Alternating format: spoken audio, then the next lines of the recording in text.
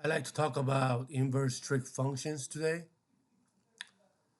Before I do that, we need to go over inverse functions. If you remember, when you have a function f of x,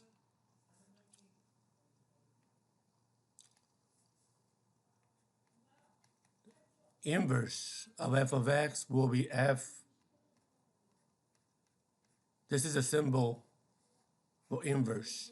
Now, in order for graph to be a function, you know that it has to pass what test? Do you guys remember?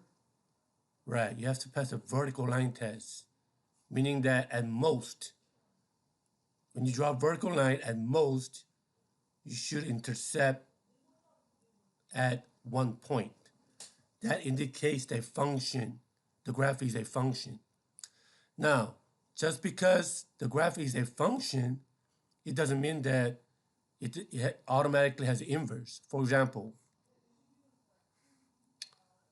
this is a function right here. Obviously, it passes the vertical line test.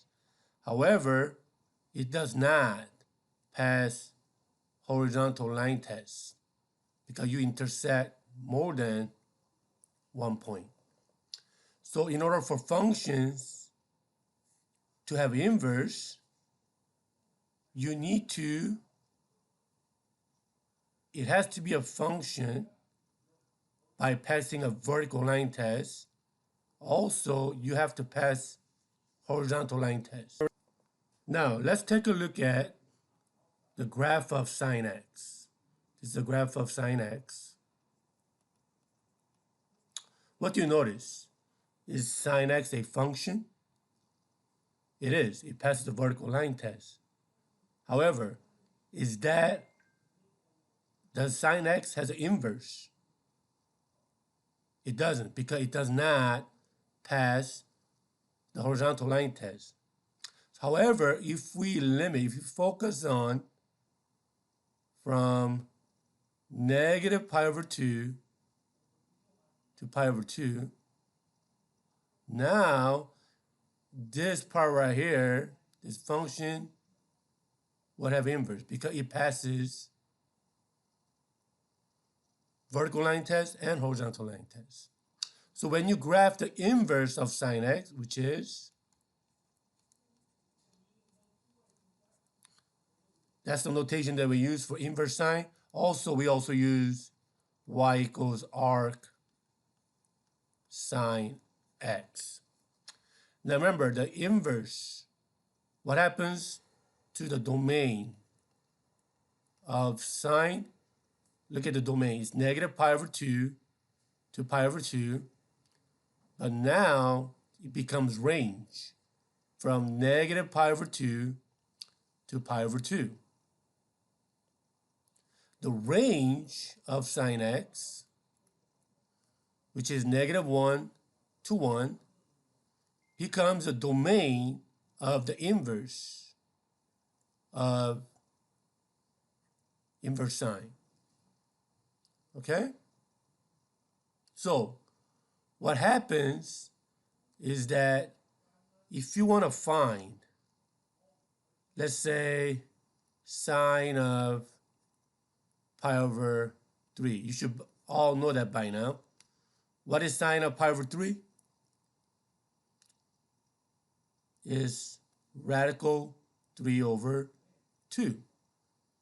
So now we're going backwards. When you want to find inverse of sine of radical 3 over 2, that becomes pi over 3. So basically, the inverse sine, this whole thing, represents some angle. And you got to remember, the inverse sine has restriction. The answer has to be from negative pi over 2 to pi over 2. Look at the range. It goes from negative pi over 2 to pi over 2.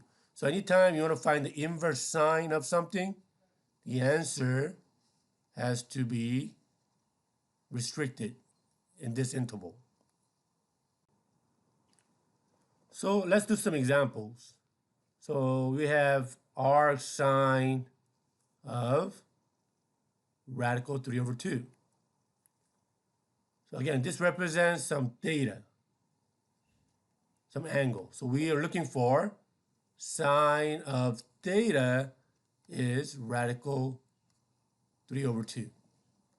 So what sine of what is radical 3 over 2? Well, sine of pi over 3 is radical 3 over 2.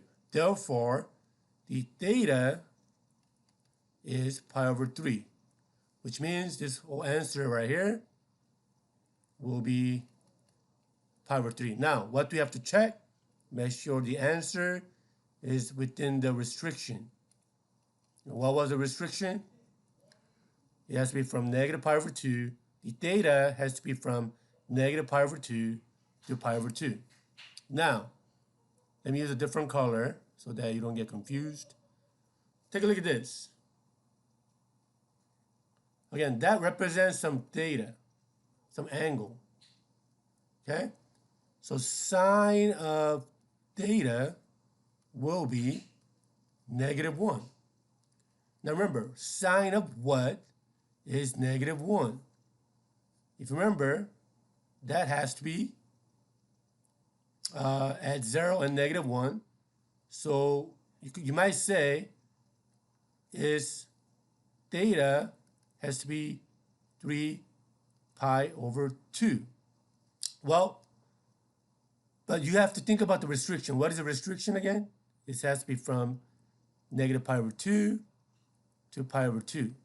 Now notice 3 pi over 2 is not within the restriction. So instead of going counterclockwise, you have to go clockwise, meaning that theta has to be negative pi over 2.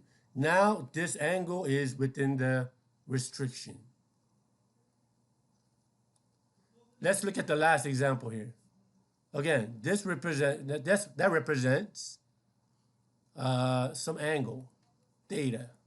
So we're looking for sine theta is negative 2 pi. So now we're looking for theta. Sine of what will be negative 2 pi? Well, if you look at the graph of sine theta, obviously, the highest value that it goes up to is 1. And the lowest value it goes down to is negative 1. Well, negative 2 pi is way below negative 1. It's somewhere over here. Okay? So there is no solution. There is no theta such that sine theta will equal to negative pi. You might want to check with your calculator to confirm it. So this one does not exist.